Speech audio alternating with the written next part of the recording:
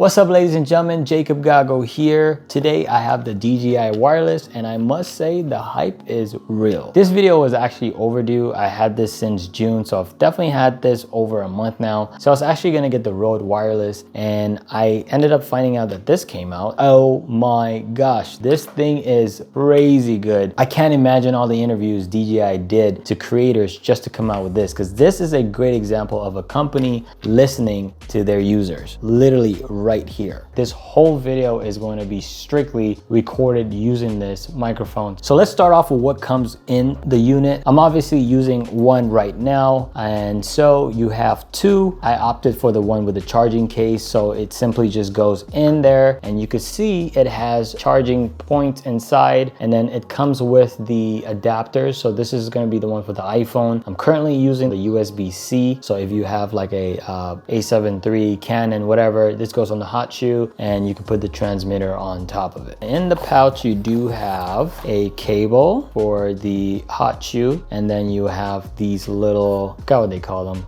but it's for the wind. So you essentially don't have a lot of wind coming into your microphone. There's all that, and like literally from the bag, from the case, to the unit itself, they literally all feel super, super premium. Also within the unit, it comes with the transmitter, which I'm using right now. So let's start with the charging case. So right behind it, it is a USB-C. You should see the light, so you can see it charging. For the nerdy ones out there, showing no light means it's fully charged when powered off. And then when you have only one light, that means you have less than 25% battery. You don't really need to memorize it. I will just say, if I see the first one, I have 25%, second one 50, the next one 75%, and then 100. Literally linking this is the easiest thing. Like usually if you're using one of the knockoff brands, you probably have to hit something on the side, and on the transmitter hit the side, then wait for it to link. But with this, literally this is how you link it.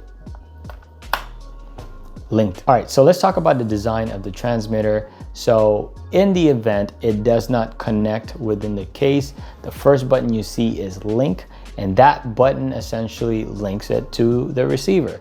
And so you'll hold that button, and then on the actual receiver, you just click link device, and that should link the two. Next, it does have an onboard record. If on the device you're using doesn't have the ability to record or whatever it is, or you just want to back up, well, you actually can. It actually has an onboard memory. On the other side, you have the power button, and then we have the USB-C. Now with this, you could use this as another place to transmit the data from the recording you did inside to the computer, or also just using it as a microphone. On the top, you have the microphone itself, and then right here is where we're gonna plug in the little wind protector. It's easier than it looks, but I am definitely not following instructions right now. Boom, and that's what it looks like. Not too invasive, not too big, definitely just perfect. That's what she said. All right, and right on the bottom is the connectors, which will connect within the case. And then there's two ways of connecting this to your piece of clothing. So you could either, just use the clip, just clip it like that, or how I'm using it, it comes with this little magnet, and you could just put it right under, and we could go like this. Voila. And you do have the ability to put a microphone. So if you have a lavalier, then you just go ahead and put that there. All right, so we're gonna now talk about the transmitters. So this area is going to be for the headphone, and it also comes with an out. So if you have speakers, you could just go ahead and plug that in there. And then you have the main screen, which is touchscreen, and we'll go over the features in a few. And then underneath the receiver, you'll see the USB-C again, and then the power button. So if you swipe down, you get some options. If you swipe from bottom, you also get options. So let's start from the top. So you have the ability to go mono or stereo here. So left and right. Right now I'm recording on mono. So what you can do is mono and then an S. So that just means safety track. So it will record another track right behind.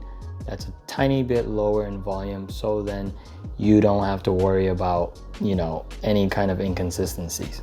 Next up is the receiver gain. This unit itself is the receiver, so you could adjust how much volume it's gonna pick up. I just like leaving it at 0, never had to adjust that, so let's go back. Next we have the volume, and this is for headphone input. Again, pretty self-explanatory. Next we have the transmitter setting. Right now I do have a low cut, so it's just gonna cut a little bit about the lows. Some people prefer to do this in post-production, but you do have that ability. And now you get the transmitter gain. So this is from your first one and the second one. So you could go here and adjust the transmitter gain. And so you also have the record stop lock, which is just a lock just to make sure you don't mistakenly stop recording. So there's that. And there's also auto record. You could turn it off and on. I don't have the use for that, so I just leave it there.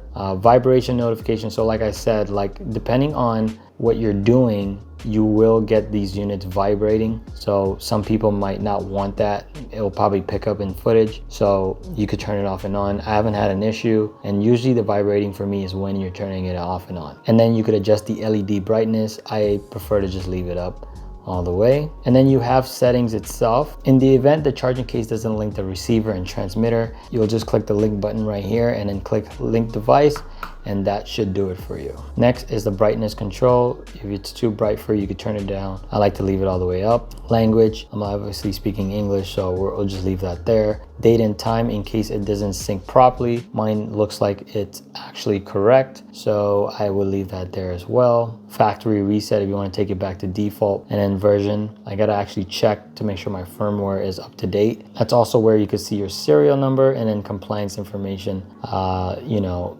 for whoever needs this. All right, so that was swiping it from top bottom. So now we swipe it from the bottom and we click track record. So on my actual transmitter, when I hit that, it vibrates on the transmitter that's recording on. So I just felt that right now, so that means it's recording, but I'm gonna go ahead and turn it off. So if you want to quickly mute your transmitter, you could just mute it from there, and then it would also show you how many hours you have left. So about 15 hours is really what it allows.